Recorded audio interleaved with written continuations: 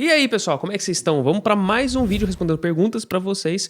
E dessa vez eu reuni algumas perguntas, tá? Em vez de escolher apenas uma, eu reuni várias perguntas e a gente vai fazer um vídeo um pouquinho mais dinâmico aqui para tentar responder todos vocês em um tempo que fique curto, que fique bom de assistir também. Bom, vamos lá então. A primeira pergunta que nos mandaram é do Felipe Fernandes. Felipe Fernandes perguntou o seguinte: faz um vídeo explicando, tá? Vou encarar como uma pergunta, a diferença entre o jejum intermitente, entre parênteses, dieta do guerreiro, e comer de 3 em 3 horas. 3 em 3 horas, 3 ou 4 em 4 horas, é isso? Considerando que ambas o paciente consegue bater macros, seria isso? E é bem treinado. Quais as diferenças fisiológicas que cada uma poderia proporcionar? Cara, basicamente é o seguinte, Felipe. Primeiro de tudo, quais as diferenças entre se fazer uma dieta do guerreiro, que seria essa dieta de você passar muito tempo sem comer nada, um bom tempo em jejum intermitente e depois ter uma oferta de nutrientes que atenda a todas as suas necessidades nutricionais. Se você é um indivíduo que pela sua rotina, que pelo seu modo de vida, isso funciona muito bem, é claro que a gente sabe que não vai trazer tantos problemas assim você fazer esse tipo de comportamento, mas a gente tem que ressaltar que é um comportamento bastante atípico, que foge da rotina de muitas pessoas. Então, as diferenças fisiológicas aqui, eu sei que o jejum intermitente tem as suas indicações, ele tem assim sua aplicabilidade clínica, inclusive, porém, quando a gente fala em desenvolvimento de massa muscular, quando a gente fala em preservação de tecido magro, a gente principalmente tem que garantir a aminoacidemia sustentada durante um dia. Então, para quem busca esse objetivo, já é uma indicação você não fazer um jejum tão prolongado assim, você saber distribuir. É claro que isso faz a diferença, mas se você tiver um consumo proteico adequado durante algumas horas e depois fazer um tempo de jejum, isso não traz malefícios significativos, a não ser que seja a longo prazo, que você seja um atleta, que daí sim o seu objetivo principal seja você conseguir atingir essa quantidade de massa muscular, conquistar essa massa muscular, e principalmente se você não é um indivíduo idoso, um indivíduo inflamado, um indivíduo que passa por algum tipo de processo fisiopatológico que envolva perdas progressivas de massa muscular, tá bom? Ou uma resistência anabólica, ou seja, uma dificuldade que a pessoa tem uma resistência em entrar em processos de anabolismo no seu corpo. Aí a gente não começa a indicar. Mas basicamente, para não ficar 20 minutos explicando aqui para você, resumidamente é isso. Eu particularmente acho que pode ser sim interessante o jejum intermitente, porém bem controlado. Eu não acredito em um jejum tão prolongado assim, até porque quanto mais tempo a gente fica em jejum, pior é o nosso comportamento alimentar. A gente tende a desregular um pouco o nosso comportamento alimentar, porque os hormônios que estão relacionados com a fome, com a busca de alimento, acabam se exacerbando um pouco. E se você, neste caso, tem alguma inclinação para que tenha algum tipo de transtorno alimentar, distúrbio alimentar, isso acaba sendo exacerbado. Pessoas que têm predisposição a distúrbios alimentares não deveriam ficar tanto tempo sem comer dessa forma, porque senão a busca de alimentos acaba aumentando muito os hormônios da fome, aumentando muito a sensação de estar com fome, e isso pode ser bem prejudicial porque você vai compensar esse período em jejum comendo mais do que você realmente deveria, principalmente alimentos que são ultraprocessados, ricos em calorias e tudo mais. Beleza? Agora, vem as perguntas da Ju Nunes. A Ju Nunes, ela mandou várias perguntas pra gente e a gente vai tentar responder aqui cada uma delas. Primeiro, ela falou assim: explica como um gorila ou um rinoceronte é tão musculoso mesmo comendo só mato e folha. É o seguinte, é uma dúvida muito comum mesmo, Ju, porque realmente, cara, a gente começa a pensar. Eu falei tanto pra vocês aí em várias aulas, em vários vídeos, que é importante a gente consumir proteína durante o dia, fracionar, mas muitos animais não fazem isso. E aí a primeira questão que a gente coloca é: a fisiologia deles é diferente. Obviamente que é diferente. Eles precisam, da mesma forma que nós, de todos os aminoácidos para construir músculos, eles precisam de todos os aminoácidos para manter as funções que as proteínas fazem no corpo deles. Precisam sim. Então, como é que eles obtêm todos esses aminoácidos? E para começar, né, obviamente eu já esclareço uma coisa aqui. Eu não sou veterinário, eu não estudei fisiologia animal, mas pelo que eu entendo, pelo que eu sei, eu poderia até trazer alguém para falar isso para vocês, né, mas infelizmente eu não tenho contato aqui. Mas a primeira coisa que a gente salienta é: o estômago dos animais, as cavidades digestivas são diferentes. E isso a gente separa em animais que são monogástricos, animais que são ruminantes. Funciona de maneira diferente, mas basicamente, para esclarecer, tem algo em comum que acontece. Animais que são herbívoros, animais que preferem comer plantas, Mesmo que a fonte proteica deles não seja de alto valor biológico, eles possuem cavidades pré-estomacais, que são cavidades fermentativas. Elas fermentam os alimentos, porque ali nessa cavidade tem algumas bactérias intestinais, ou bactérias da cavidade específica, porque não necessariamente aquilo é o intestino. Então, o que acontece é que essas bactérias fazem fermentação, produzem alguns tipos de produtos e alguns desses produtos são aminoácidos que são essenciais e complementam a dieta daquele animal, beleza? Já existe o caso de alguns outros animais em que essa situação não ocorre e ele precisa realmente se alimentar de fontes que contenham todas as proteínas que ele realmente precisa. No nosso caso, como ser humano, primeiro de tudo, a gente precisa de aminoácidos essenciais, ou seja, a gente precisa de consumir através da dieta, a gente não produz, as nossas bactérias intestinais não produzem, não tem essa capacidade de produção, por isso a gente precisa necessariamente ingeri-los.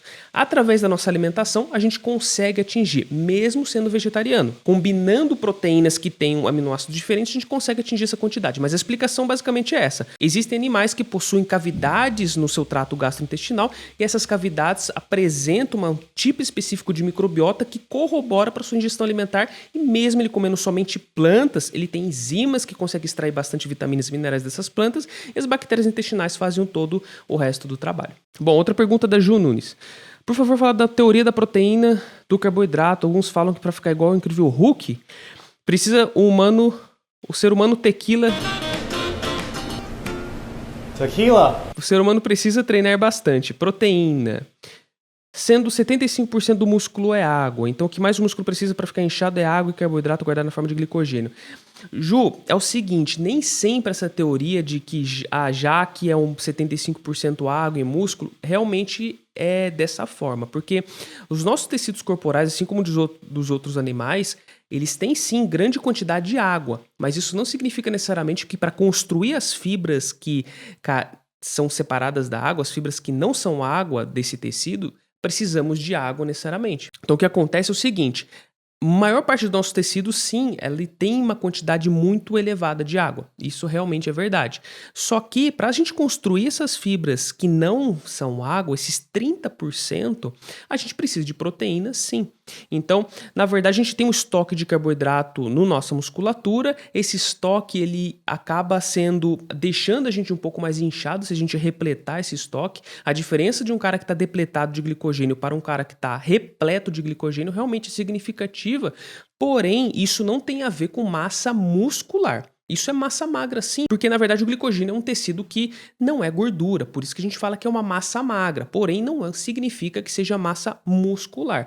O tecido, as fibras musculares são constituídas de proteínas e a gente precisa de proteínas para que possa desenvolver toda essa carcaça aí. Beleza? Então, glicogênio é importante, sim, tem a ver ficar retido, ficar um pouco mais inchado na musculatura, só que o que vai realmente ter o desenvolvimento, a capacidade física, a unidade contrátil, desenvolvimento de massa muscular, aí já não é apenas comendo carboidratos, mas sim boas fontes de proteína. E a última pergunta, vamos lá, a última pergunta do I'm Batman. Veja se estou certo. Digamos que essa semente tenha todas as propriedades. Acho que ele está falando do vídeo da semente dos deuses. Mas ainda assim, seria impossível manter alguém nutrido por 10 dias, pois assim que o corpo consumisse tudo que ele precisa naquele momento, ele descartaria o resto. Só se a semente liberasse nutrientes de forma fragmentada. Faz sentido, Batman? Faz sentido sim, porque realmente, a partir do momento que a gente ingere alguma coisa, que a gente come alguma coisa, essa alguma coisa é absorvida pelo nosso trato gastrointestinal. Quando essa coisa é absorvida, ela entra na nossa circulação e, teoricamente, entra no nosso sistema inteiro, beleza? A partir do momento que entra na nossa circulação, a gente tem um metabolismo dessa coisa acontecendo.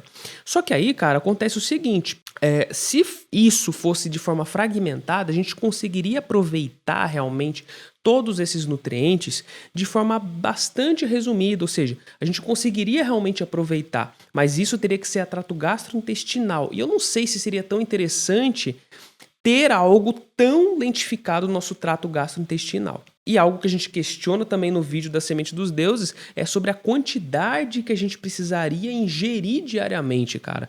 Porque realmente tudo que a gente precisa de carboidrato, de proteína, de lipídio, dos nutrientes em geral, das vitaminas e minerais, tudo isso supera muito a quantidade de um negocinho que é uma sementinha. Então, ainda assim que eu tivesse uma tecnologia muito avançada que compactasse, eu nem sei se isso é possível a nível celular, a nível molecular, mas compactasse algo tal tamanho, ainda assim a gente precisaria fazer a ingestão por vários dias daquilo. É claro que o nosso corpo, ele ficando em jejum por 10 dias, por exemplo, ele consegue sim aguentar. A gente tem reservas de vitaminas, tem reservas de alguns minerais, mas isso não exclui o fato de que vai existir o consumo de vitaminas, de minerais, de macronutrientes do seu próprio organismo. Não vai excluir a possibilidade de você ter uma deficiência já de um micronutriente que deveria ser ingerido todos os dias e você ficando privado por todos esses dias dele. Então realmente poderia fazer algum sentido essa teoria, só que algo tão lentificado no nosso trato gastrointestinal talvez não seria tão interessante assim. Talvez nosso corpo poderia até reconhecer como um agente estranho, alguma coisa do tipo. Afinal, mesmo se a gente comer muita gordura, mas uma refeição muito gordurosa, que é o que realmente lentifica o trato gastrointestinal, ainda assim, em 3, 4 dias no máximo, a gente conseguiria já metabolizar toda essa quantidade de comida, toda essa quantidade de gordura, e isso não existiria mais, pelo menos no trato gastrointestinal. Beleza? Então basicamente é isso, gente. Obrigado por você que tenha mandado essa pergunta. Se você tiver alguma dúvida, alguma pergunta, uma sugestão de tema, pode deixar aqui pra gente que a gente vai estar lendo com muito carinho. Essa semana a gente tá indo no Anime Friends, cara. Então, se você conhece o nosso trabalho, se você gosta do nosso trabalho, quiser conversar um pouquinho com a gente, você pode ter a oportunidade de dar um salve pra gente lá, de a gente trocar uma ideia. E se você for um sortudo e me encontrar lá em primeiro lugar, e me ver em primeiro lugar, você vai estar ganhando uma camiseta da Sainutri, cara. Aquela que eu sempre faço os vídeos pra vocês. Beleza? Já adianto que eu não tenho muitas aqui, mas eu vou estar levando para justamente fazer essa doação para vocês inscritos, beleza? E obviamente que depois que a próxima leva das camisetas ficarem prontas, eu vou estar sorteando para os membros do canal aqui. Então é isso, recado dado, um grande abraço a todos e até a próxima.